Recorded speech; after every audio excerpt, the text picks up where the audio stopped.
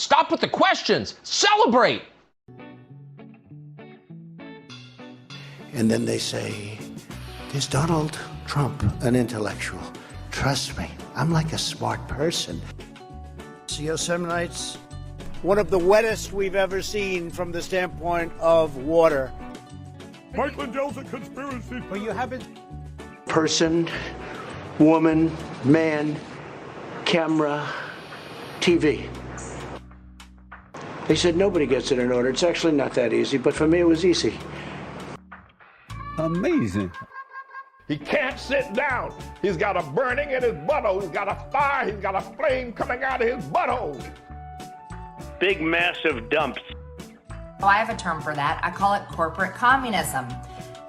Somebody sent me a thing this morning where they're talking about putting the vaccine into salad dressing. You see, this is a simple meme that you would find on the internet, but this meme is very real. You ain't seen nothing yet until you see the flaming butthole. Putting us on our knees to China. Now witness the firepower of this fully armed and operational battle station. They call them dumps, big, massive dumps.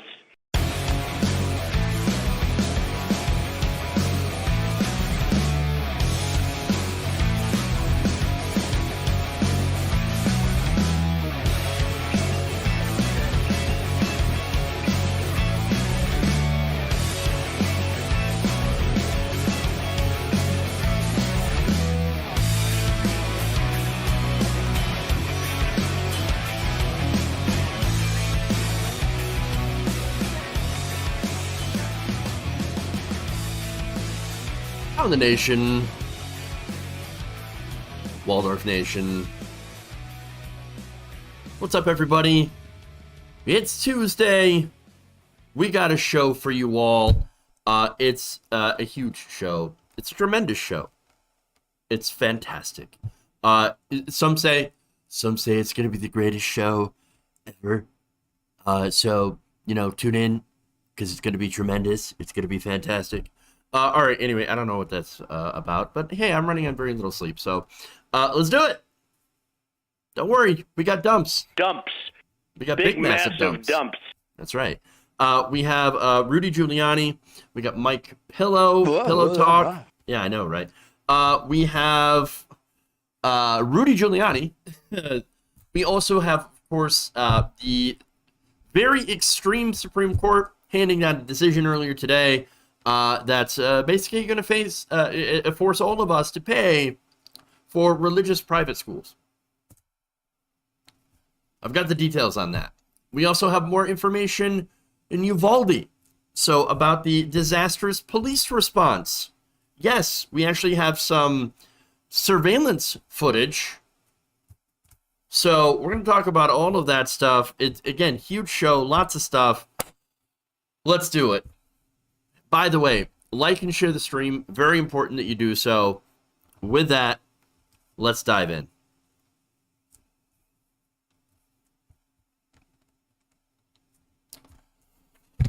Ah, yes. We're going to start out with some pillow talk. It appears that Mike Pillow is moving the goalposts again after promising to present evidence of voter fraud that he said will cancel the results of the 2020 election. But you know what that means. It's time for Pillow Talk. God gave me this platform. I already know I'm going to win. China did our vote. Biden and Harris would say, hey, we're here to protect the country, and resign. Mike Lindell's a conspiracy. But you haven't. Just forget about the evidence. This was attacked. So, MyPillow CEO Mike Lindell, we know he's been on a quest for the last 2 years, trying to overturn the 2020 election. Well, now, he's saying that, you know what, that might not be the main goal. I mean, sure, it would be nice, but really, well, we're going to go after the machines. Take a look. When you can buy in-game items and sort of make your character strong. That is the wrong video. Hold on. this really happened. I think that they got to view it. The problem is so many of them still view it that this is to overturn the 2020 election. Yeah, yes, the right people, just like what happened in Georgia with that Democrat, as soon as they found out in 3 days they did an audit, they said, yep, you're in first place, not in third. Remember, in the history of the United States, every elected official where they found fraud, they put in the real winner, and the other one gets they either prosecute the people that did it, but fraud has a lot of states a 4-year statute of limitation. So yes, all that could happen where, you know, they put in all these politics, it's never happened at the presidential level yet, but that's just a separate thing. We know with all of our stuff that everyone in this country knows, if we don't get rid of these machines, it's over, everybody. Right. You don't get a second chance at this. It's over. It's over with the machines. The machines. Now, I love how, again, one of the people, as some of you pointed out, people around him are like, okay, sure, pillow guy. There was Ash Ep, I believe. Somebody made a comment where you kind of squish that name together and it spells out a sheep. I thought that was interesting. Okay, so look, more ridiculousness from Mike Pillow as usual. But all right, so let's get into why he's talking about the machines and not so much focused on overturning the election. He said, well, it could happen. But really, we got to get rid of the machines. You know, the machines made by Dominion, the machines that are made by the company that is suing Mike Lindell right now. It's almost as if, and this is kind of a revelation to me, it's almost as if Mike Lindell is now just targeting Dominion. Maybe it's because of the lawsuit against him, very likely. And what I think he's doing is he's using whatever influence that he has to try to get red states, if they haven't already, to cancel their contracts with Dominion. And of course, the result of that would be Dominion losing money. Now, you don't have any contracts. You're not going to sell any voting machines. You're not going to make any money.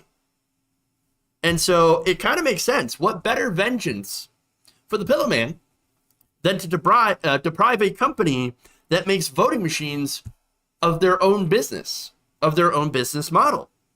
And so, again, it kind of makes sense to me. Even Mike Pillow, pretty sure, now aware that he is not changing the election results, that he is not reinstating Donald Trump. But what he's trying to do now is basically destroy Dominion voting systems for suing him. That's it. And now, of course, it's not going to work. He has clearly defamed the company over and over and over and over again. And so, look, as a result, he's going to make his case worse because he's still saying these untrue things about Dominion. But his main focus now is, we're going to melt down the machines. We're going to get rid of all the machines. And that's it. We're machines. Not talking about overturning the election. Not talking about reinstating Donald Trump. Now he says, oh, well, it could happen. I mean, as a result of my crusade against the machines. But, the focus here is on hurting Dominion as much as I possibly can. And that's what it is. So now, one thing that I was curious about during his rant was what happened in Georgia and the Democrats. Now, that's very curious. I don't know the context of which he referred to, but I looked it up and I came across a story that I think might fit from earlier this year. Now, this is about Floyd County, Georgia. What they did in Floyd County, if you remember, there was an error, there was discrepancy, there was a SD card filled with 2,600 votes that did not get tabulated because of human error. So now Floyd County conservatives again exploded about this story. They said, oh, that's the voter fraud. It's the voter fraud. No, it's human error. And those votes then got immediately counted. But what happened is, after this, and after all the attention here, Trump called it out, of course, you had Republicans in Georgia purged the entire elections board and replaced them with 2020 conspiracy theorists. That is despite the state finding no fraud. again, this was a blunder. This was an issue. Okay.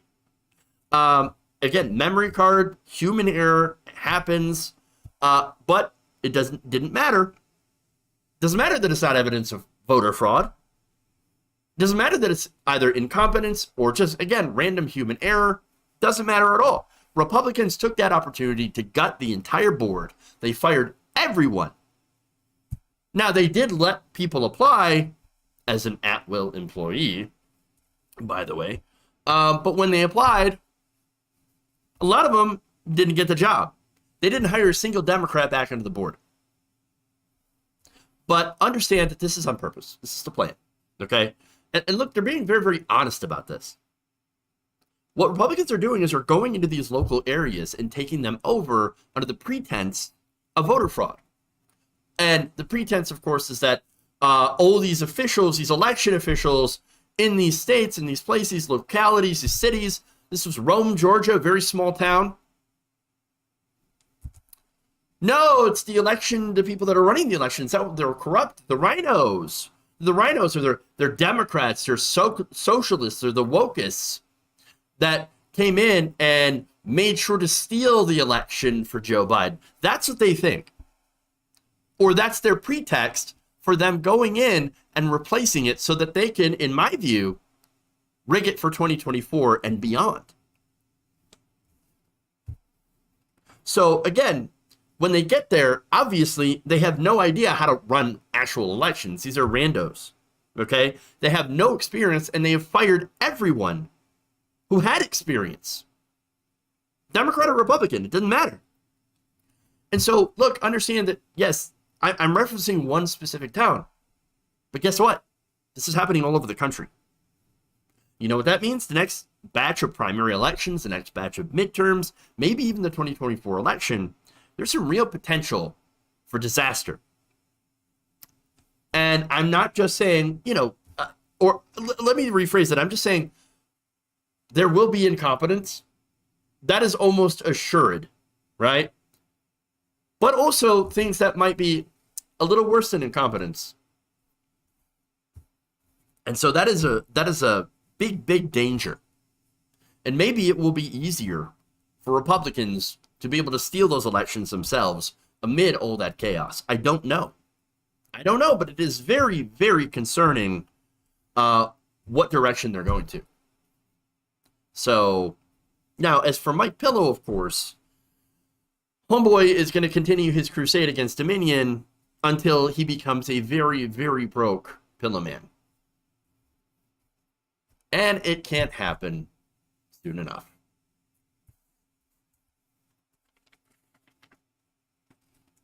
Moving on. Go to Ted Cruz, which is always fun.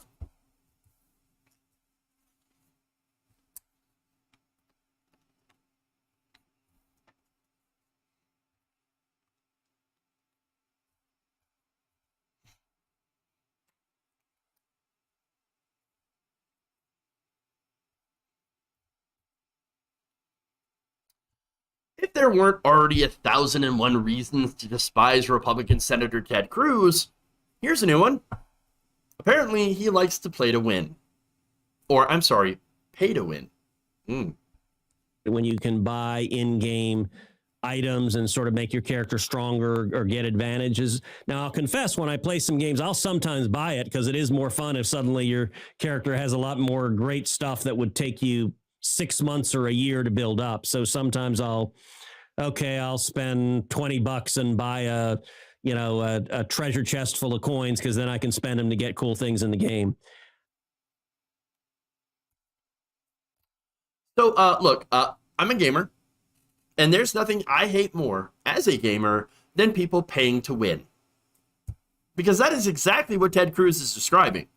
Oh, I just spend my real money and I buy a bunch of advantages over people who actually play the game, and then I win. I mean, I get a whole thing full of coins so I can get cool stuff. Look at me, I'm so great.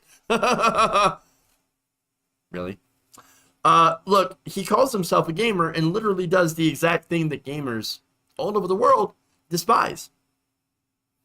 And by the way, that kind of mentality going in and taking advantage of the cash shop to go and get advantages for your own character, that enables companies to go and do their stupid loot boxes. Now, Ted Cruz says, well, I'm against the loot boxes. I mean, sort of, even though I kind of like to partake in the loot boxes. But I think it's it's a real gambling risk for children. Oh, but at the same time, I'm going to take a super libertarian approach and just allow anybody they can to spend their money, because I don't actually believe in government regulation or anything like that. I'm just saying that I don't personally like it. Oh, great. So now here's the other thing. So this story makes me think of a recent game that just came out. It's Diablo Immortal. I'm not playing it. Why? Because, well, look, I do have a smartphone, by the way. Do you guys not have phones? No, I have a phone. I have a phone. Still not playing your stupid game, though. You know why? Because of the ridiculous cash shop and their play to win. Or pay to win, sorry. One analyst did the math on how much real money it would take for you to max out a character in that game. To get all the maximum level 5 rank 10 gems, it would cost around $110,000. I'm not kidding. So now when Cruz does his little, pay to win thing, right?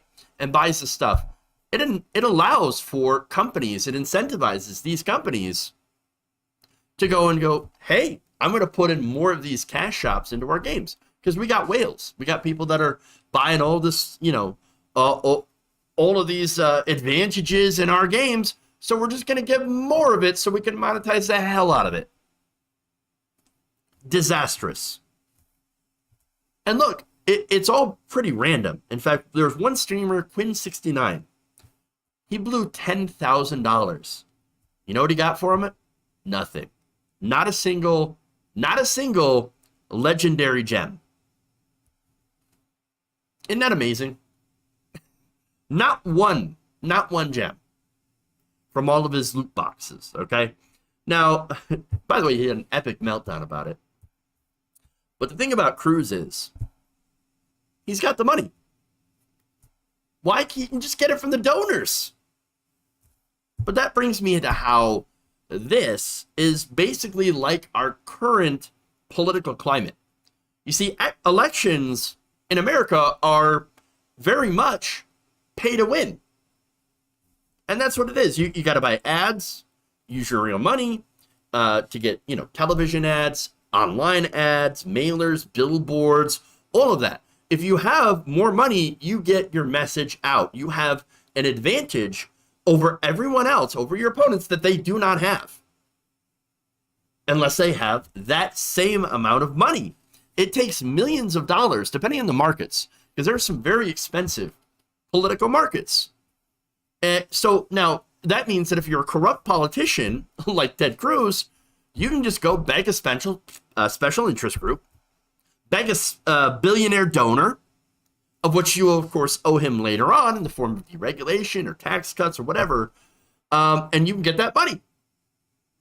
If you're a normal person, you don't take corporate money, but you actually want to, serve the people and do things that are good for everyone, you don't have any advantages. You have a disadvantage, a massive disadvantage.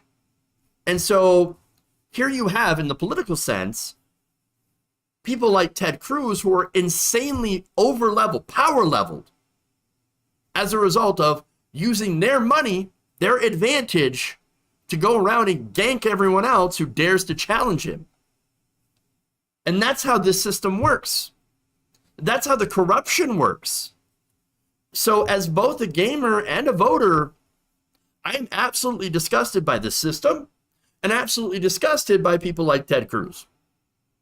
What a sad, pathetic loser, paying to win because you can't win any other way. And it is sad, especially when you have to, park your lips on the butt of the Mercer family, for example, as Ted Cruz does. Remember, during the primary, I should say, when he was against Donald Trump, he talked a tough game. Oh, yeah, I can't believe you would talk that way about Heidi Cruz, my wife. You would dare call her ugly, let me tell you, I'm not gonna stand for this. No, you're gonna kneel. And that's exactly what he did when his donors told him to. The Mercer family said, no, no. You are a bitch, and you will get behind Donald Trump. Sad. Baby. Now, I want to go to some responses here. So this video that you saw was put up by Ron Filipowski on Twitter. So I want to give him credit here. And the responses are, this is fun. We'll start with the Surfs, friend of the show, saying, pick yourself up from your bootstraps, bucko. Nice. Bobby C says, I've never heard Republican economic policy summarized so succinctly. True. Jim Simpson says, sounds like an R concept when you just toss out money from wealthy donors to buy your way to the top without ever having to work for it. Spot on, Ted. Thanks again for saying the quiet part out loud. Yes, very true. God bless you. All right. Who's Big Ben says, we gamers refer to that as pay to win, and most avoid pay to win games because lackluster players can dominate good players because they have paid to win, taking skill and hard work out of the equation just by paying. Yup, that is as Republican as it gets. True. And finally, hell yeah, Nora says, this is Ted Cruz here, was a gamer myself. I enjoy microtransactions. I'm sure my story of using money to fly past everyone who has to grind for hours on end will resonate with people who could barely afford rent. Very true.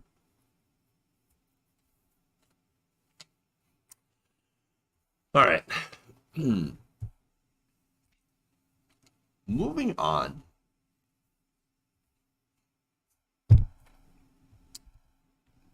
Let's go to Mike Pence.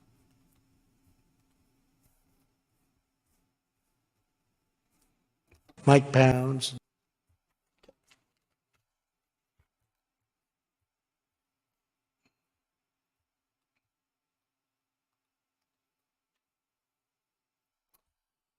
Former Vice President Mike Pence seems to have gotten a little bit of a case of amnesia. In fact, here he is on Fox Business with Larry Kudlow.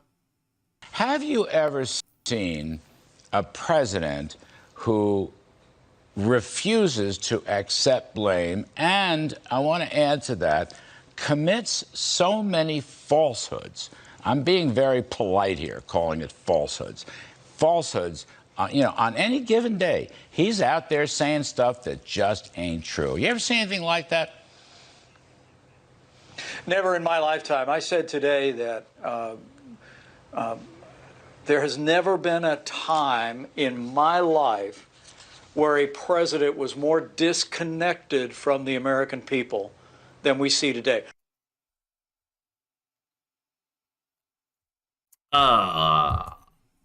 They weren't talking about Trump. They were talking about Biden. Bruh, literally, dude, you were the vice president under a man who lied over 30,000 times in his 4-year stint. That's public. Public lies. 30,000 times. Now, of course, Mike Pence is a Republican. He doesn't give a damn about telling the truth. That's par for the course. We know Republicans lie. We know all politicians lie. I'm not saying that Democrats don't lie. Of course they do. Honestly, in almost all circumstances, if a politician is saying something, chances are good they're lying. Of course. But there is one lie that you would think Mike Pence would actually care about. And maybe not want Donald Trump to continue spreading. And that happens to be the one that nearly got him killed. Now remember, Trump, before January 6th, in the days leading up to the Capitol riots, he had told people, broadcast it very publicly, that Mike Pence had the power to stop Joe Biden from becoming president. Again, that's not the reality. what he did, his role in certifying the election, is nothing more than a ceremonial role. It actually doesn't have any power to stop the new president from being sworn in. The vice president cannot say, oh, no, sorry, I don't agree. I don't agree. That means you can't become president, and it means the old president is going to get to stay. No, that's not what happens. And by the way, they never seem to admit that if Mike Pence had the power, so does Kamala Harris. Do you want to admit that? Hey, look, I'm not comfortable with Kamala Harris having that power either. In fact, I'm not comfortable with any vice president having that power. And guess what? The Constitution agrees. That's why they didn't give the vice president that power. So, now, that said, facts do not matter to these people. They are authoritarians, and they had a plan to overthrow the election, to overturn it, called the Green Bay Sweep. And the one thing that Pence did correctly, which is to not help facilitate that, and it led to MAGA chuds yelling, "Hang Mike Pence." Oh, I know. No, they're just saying, "Hang my pants." Hang my pants. They were washed earlier, and they really need to be hung up. They're still kind of damp, a little moist. Hang my pants. No! You know that mob? The so-called peaceful mob that marched through the Capitol? You know, smashing windows, smearing shit all over the halls, etc., etc., etc. They were within 40 feet of Mike Pence that day. And you know what? Here's the other thing. Mike Pence did everything he could legally to try to overturn the election. He just decided at the very last minute, doing a coup, that's a little bit over the line. And maybe Mother told him not to. We'll never know. We'll never know. But again, you get trash articles, though, like The Atlantic, who posted that Mike Pence is an American hero and that Democrats really need to honor Mike Pence as a real American hero. The hell he is. Libs, stop trying to rehabilitate Terrible People Challenge 2022. I know, the liberals, the mainstream liberals, seem to keep failing every single time and rehabilitating horrible people like George W. Bush because they just not happen to be Trumpists right now. Stop trying to rehabilitate Mike Pence.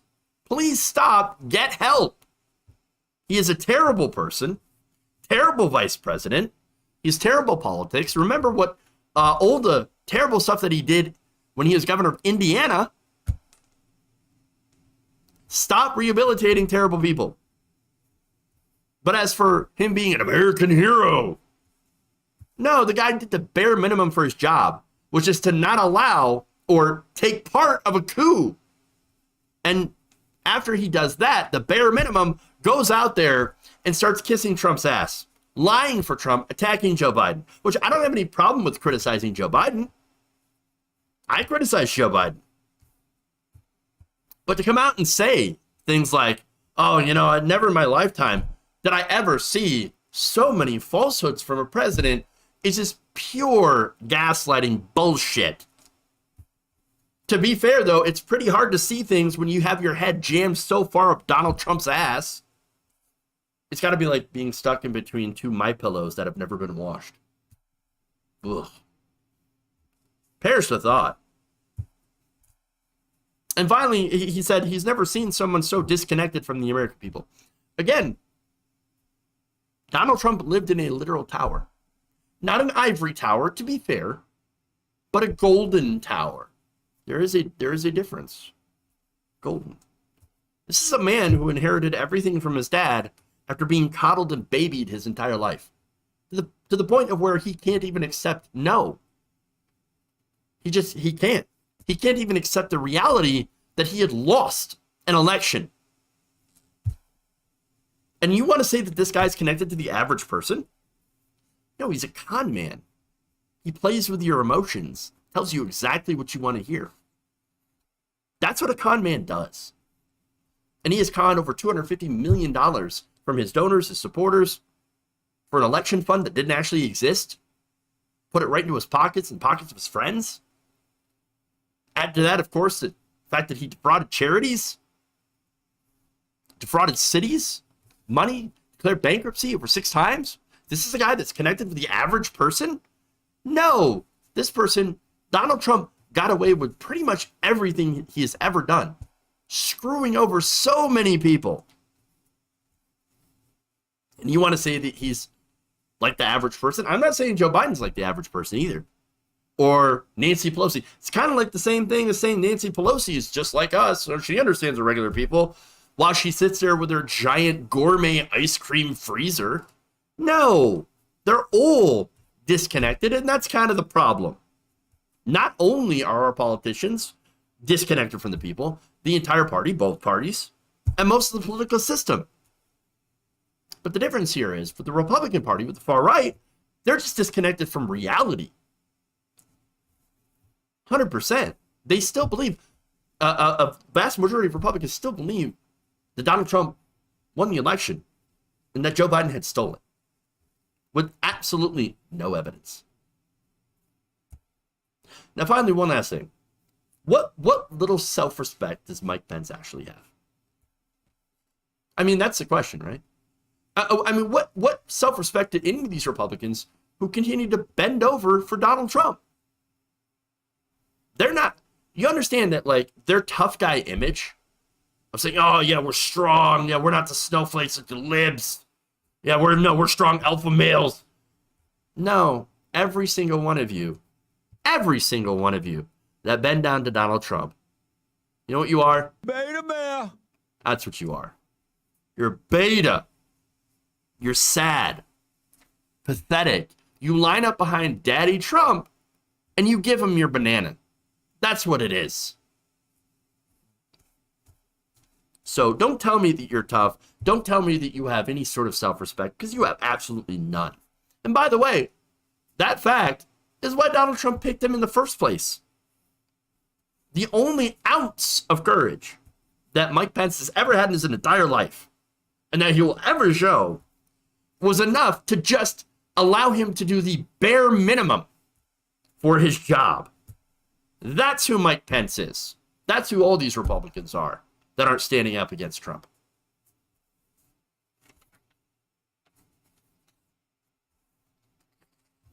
All right.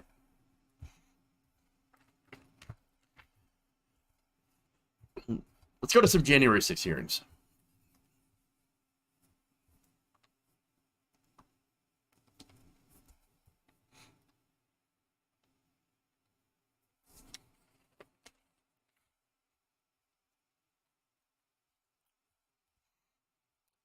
On Tuesday, the House Select Committee investigating the January 6 Capitol riots played audio of former President Donald Trump's lawyers that were attempting to pressure lawmakers into overturning the 2020 election.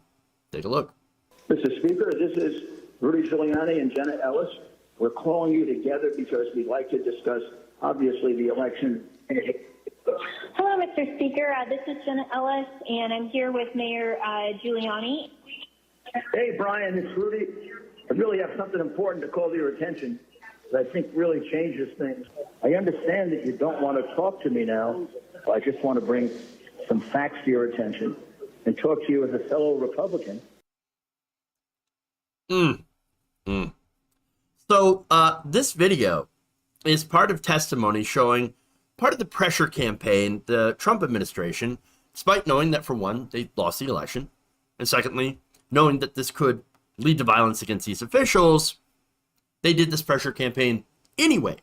Now, before I get into that, I just want to bring up a quick nonsense point. When I was listening to that, Rudy Giuliani reminded me of a used car salesman.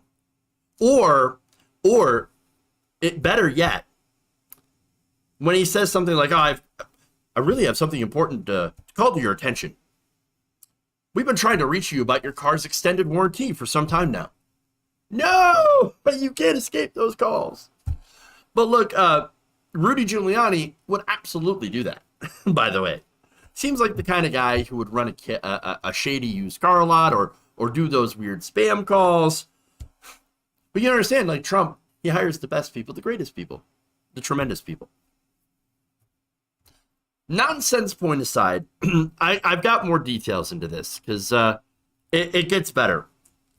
It was revealed recently through Josh Roselman, investigative counsel, during this hearing that Brian Cutler, the Speaker of the Pennsylvania House of Representatives, was receiving these daily voicemails from Trump's lawyers in the last week of November. Now, that's in relation to how Pennsylvania's votes turned out in the general election. So now it got so bad, so many of these spam calls, that Cutler had to tell him to cut it out. Hey, please stop calling me. Rudy, please stop. Like, we're done with this. Okay? Please. Like, I don't want you to call me anymore. Please don't call me anymore. And Rudy's response, he kept calling. He kept calling. He would not stop. Would not stop. Now, eventually, he had to, but then we find out the harassment had only just begun.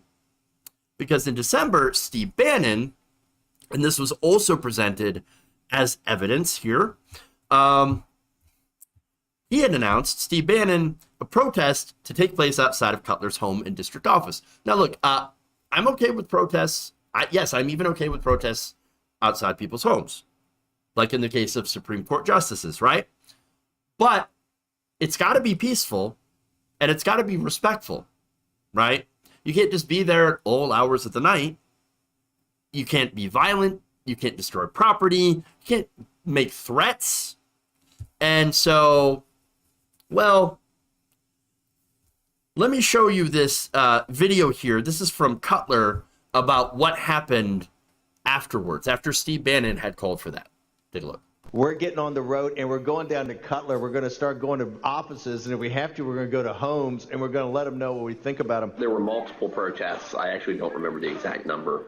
There was at least 3, I think, outside either my district office or my home. And you're correct, my son, my then 15-year-old son, was home by himself for the first one. All of my personal information was doxed online. It was my personal email, my personal cell phone, my home phone number. In fact, we had to disconnect our home phone for about 3 days because it would ring all hours of the night and would fill up with messages. Brian Cutler, we're outside. We are outside. So, look, that right there, that's not good. That's pretty bad. Now, here's the thing. All the evidence so far, pretty damning. Because what we know is that Trump knew that he lost. His advisors knew that he lost. They told him, you lost. William Barr called all the allegations of voter fraud.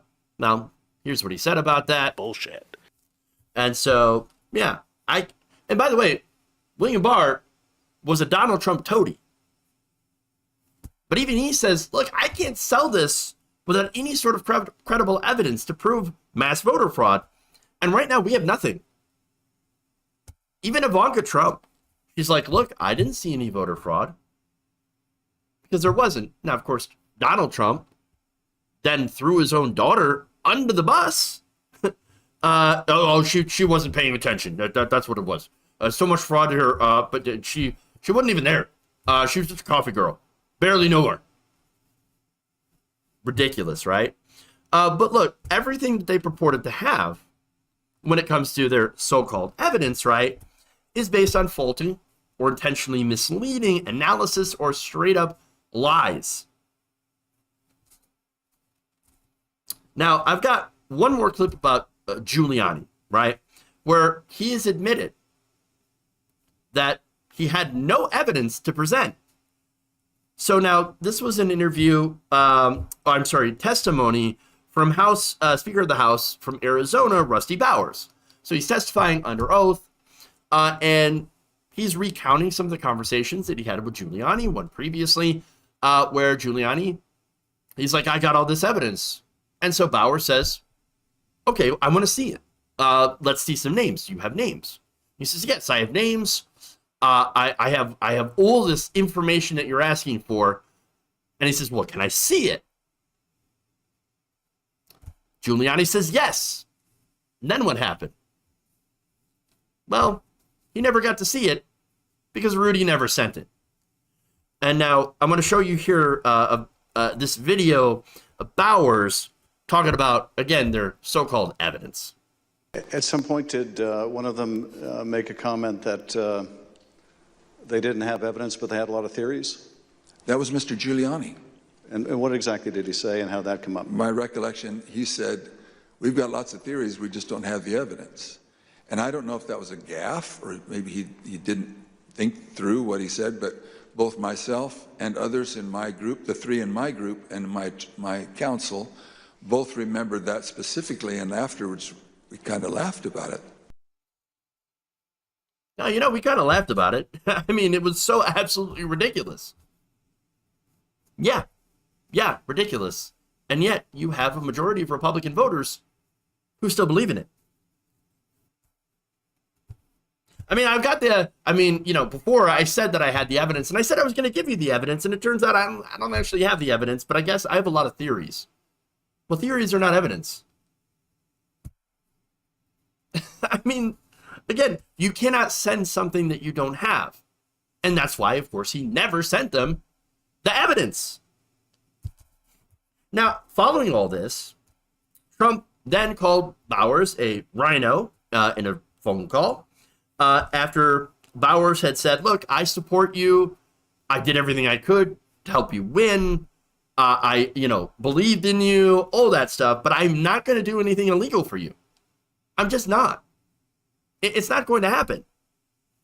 And so Trump says, oh, rhino, you're not going to help me steal the election. You're a rhino. Terrible. The baby disaster. By the way, he also had a pressure campaign. You had days later, John Eastman, another Trump lawyer, calling and pressuring Bowers over and over again to decertify the election in that state. And so that's it. Another person involved with that effort was Representative Andy Biggs, who also called him on the morning of January 6th, asking him to sign a letter that would decertify Arizona's electors. Now, that, of course, ties into the plan to send fake electors that were not the actual electors, people that had already sent in paperwork to the National Archives. I know we haven't. Sometimes with the official state seal on it, these fake electors that would basically disenfranchise enough Biden voters for Trump to claim that he won the election. That's it.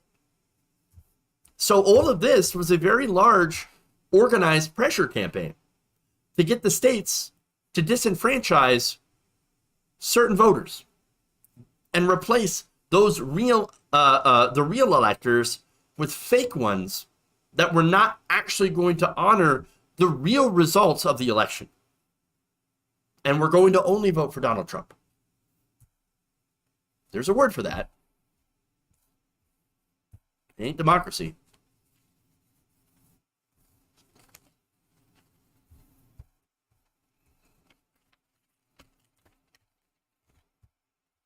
All right. Moving on.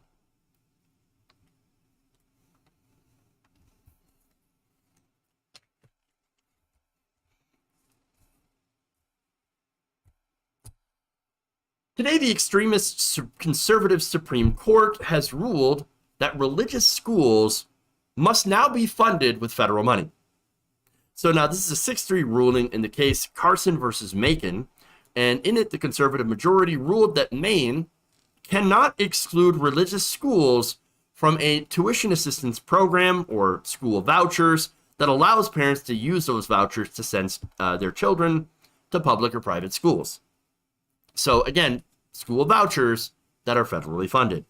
Now, Maine's non-sectarian requirement for its otherwise generally available tuition assistance payments violates the free exercise clause of the First Amendment, according to Chief Justice John Roberts, writing for the conservative majority.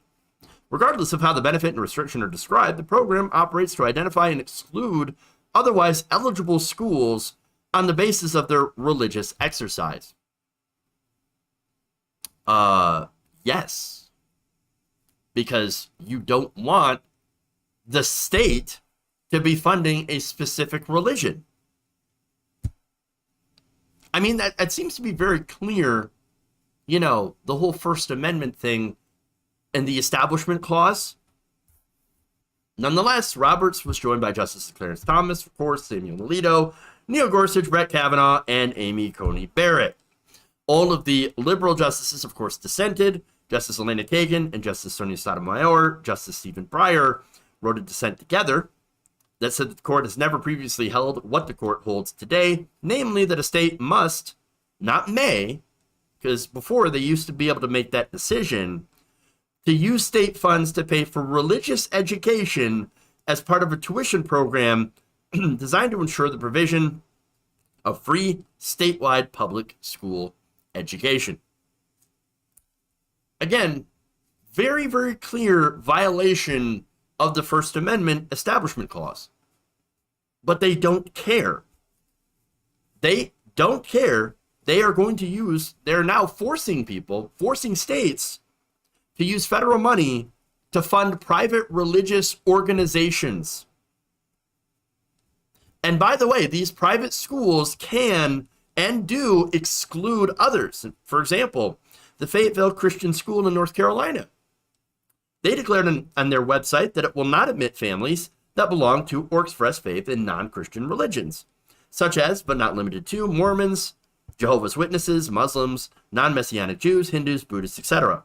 School also says it will not admit families that engage in illegal drug use, sexual promiscuity, homosexuality, or other behaviors that Scripture defines as deviant and perverted. So now, I guess if you're gay, you can't send your kids to the school, and you probably wouldn't want to. And sure, that's your choice, right? However, now you no longer get a choice if your tax money goes to pay for the school, because it will. You will not have a choice because the state doesn't have a choice, because the federal government, the conservative Supreme Court says you must fund these schools with public vouchers. Why? Why? Now, again, I don't care if you want to send your kids to whatever private school you want. Private school, religious school, it doesn't matter. You have the right, as long as you pony up from your own pocket. What you shouldn't be able to do is to force me to pay for your children to be religiously indoctrinated. Because that's what this is. This is religious indoctrination. Now, I mentioned that there was a dissent. Well, Sotomayor was so mad about this, she not only took part in the joint dissent, but also wrote her own. Here's a couple of pieces from it. She wrote that the court was basically dismantling the wall of separation between church and state that the framers sought to build. The majority, she wrote, did this by embracing arguments from prior separate writings, ignoring decades of precedent, affording governments flexibility, and navigating the tension between the religion clauses. As a result, in just a few years, the court has upended constitutional doctrine, shifting from a rule that permits states to decline to fund religious organizations to one that requires states, in many circumstances, to subsidize religious indoctrination with taxpayer dollars. Again, you can believe whatever you want. You can have whatever religion you want. I don't care. You can go whatever school you want. But you shouldn't be able to force me or anyone else who doesn't share your religion to pay for a child's religious indoctrination. I don't believe in your religion. I don't believe in your Bible. Why's my hard-earned money going to teach people your religion? Why is my money going to brainwash your kids or anyone else's kids? It's ridiculous. But hey, you know what? Be careful what you wish for. Because guess what? Now, since you can have private Christian schools that are allowed, maybe we'll see a flood of Muslim private schools that are opening up with vouchers as well. What about them, huh? What about the Satanists? The Satanic Church already looking at opening up, you know? Hey, the Satanic Church, here we go. Look, if you allow one, you gotta allow them all, right? Or else it is religious indoctrination. And so what are we going to have? We're going to have a flood of religious organizations that are taking taxpayer handouts and depriving public schools of already scarce resources, because that's what's going on here. And by the way, when you don't have a separation of church and state, at some point, there's going to be a choice that's made of what religion is going to dominate. And so who decides now which religion is going to have the right to federal money and which ones don't?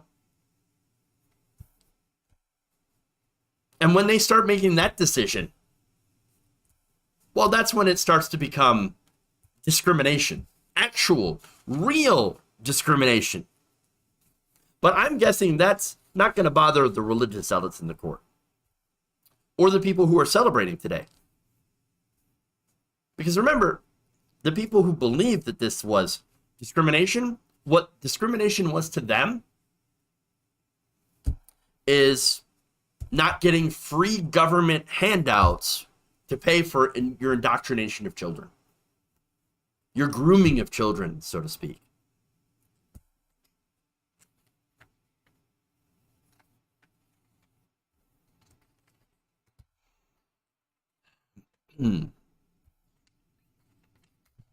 All right, moving on.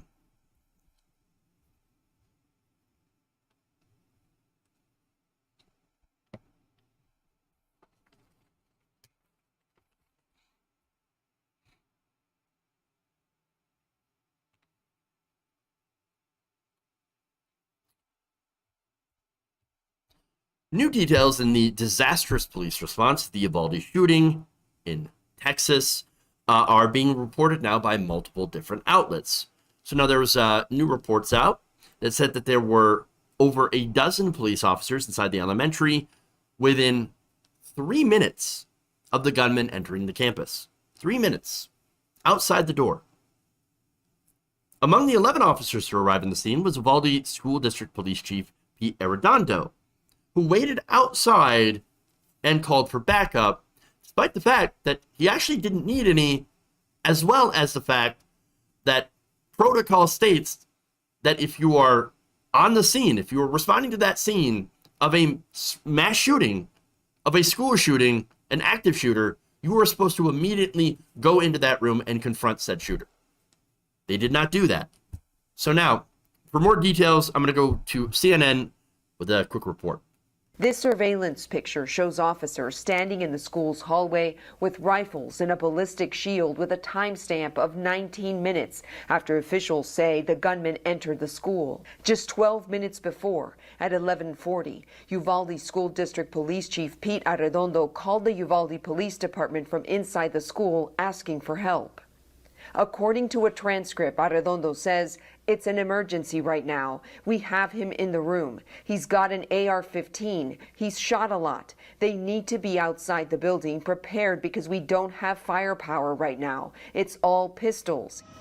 After reviewing body camera footage, the statesman writes Arredondo was trying to find keys to open the classroom's doors, even though officials say they do not believe officers had tried to open either door.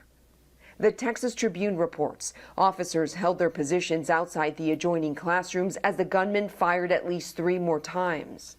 The Tribune released a surveillance picture it says is from 12:04 p.m. that shows multiple officers with at least 2 ballistic shields. Police would not enter the classroom for another 46 minutes. You know, in total, the school district department, had 4 shields. One of them they had within minutes, as well as a rifle. But Arredondo says, oh no, we got his pistols. We don't have any rifles. No. Again, they ignored protocol, which we know. Imagine had they gone in within the first 3 minutes. Imagine how many lives they could have possibly saved, but they didn't. And after 11 minutes, they had even more rifles and shields. Still didn't go in. Even after hearing more gunshots, and of course, we know dispatch was receiving panic calls from frightened and dying children. And you know what? They said, oh, we can't get in the door. He barricaded himself inside the door. Turns out, door wasn't even locked. Wasn't even locked. And they didn't even decide to check it. Apparently, they don't even lock from the inside. Now, that's it. This is according to DPS spokesperson Stephen McCraw. Now, I take whatever, at this point, I take whatever a police officer in Texas says with a gigantic grain of salt, because I don't trust a goddamn thing they say. They've lied over and over again. Their stories have changed, lots and lots of times. They lied about only having pistols. 2 officers there clearly had rifles. They had radios. They had a tactical shield. They had everything they needed to take down one guy with an AR-15. And they had it within minutes, and yet refused to do what they were expected to do. Remember, the school shooting protocol has been the same since Columbine. You rush in with what you've got. But they didn't care. You know why? Because their lives were more important to them than the lives of those children. More and more information. And the more that comes out, the worse it gets. I mean, the parents, couldn't imagine the parents. Their reaction to all this information is, we want accountability. We want some justice. And I agree. I want to see every police officer who refused to act and instead sat outside or was outside the school restraining parents, tackling them instead of going into the school. I want to see them fired. No pension, no severance, nothing. Out on your ass. You're gone, you goddamn coward. Especially Arredondo.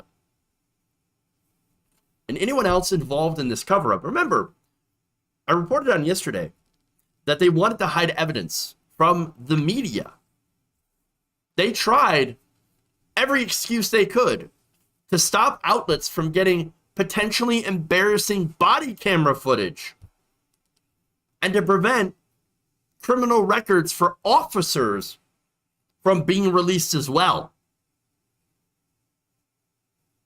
Hiding all of this stuff to cover up for their just egregious incompetence. This is what they're hiding. Incompetence, cowardice, all of that. No, they need to be fired. Immediately. Fired. Replaced. All right. Anyway.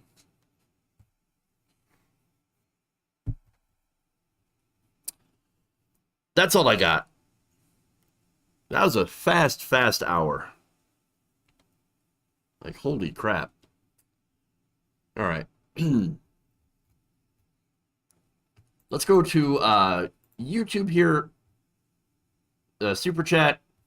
Madi Darno, please follow me on Twitter. I have a few followers and no one will talk to me. No, nobody talks to me on Twitter either, to be fair. All right. Let's see. Let's go to Twitch here. Rover Sarabeth, thank you for the 10 bits. Appreciate that. Appreciate that a lot. All right. So that's all I've got for y'all. Thank you for going around the nation with me today. Really, really appreciate you all. You are all wonderful, amazing. I love you all. You're very special. Go home in peace now. All right. Let's for the Twitch viewers here, let's raid into this deep dive with Jordan Newell. So that's a fantastic story as well. For everybody else, try to have a great day. We'll see you tomorrow. We're gonna have another fantastic show, of course, as always. So tune in, and hopefully later on this week, we might have a guest host for Friday along with me. So guest co-host should be a lot of fun. So looking forward to that. That said, tomorrow, 4 p.m. Eastern, right here, around the nation, Waldorf Nation.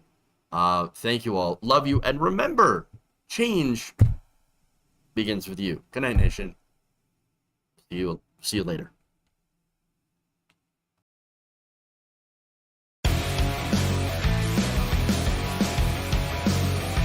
Big, massive dumps.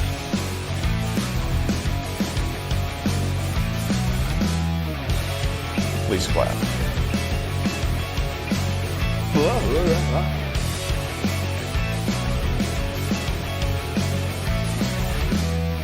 Clean coal, meaning to take it out cold, they're going to clean it. Bullshit.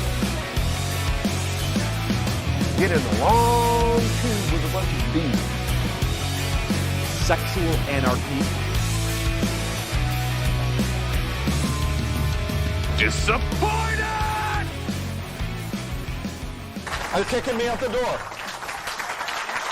You're kicking me out the door.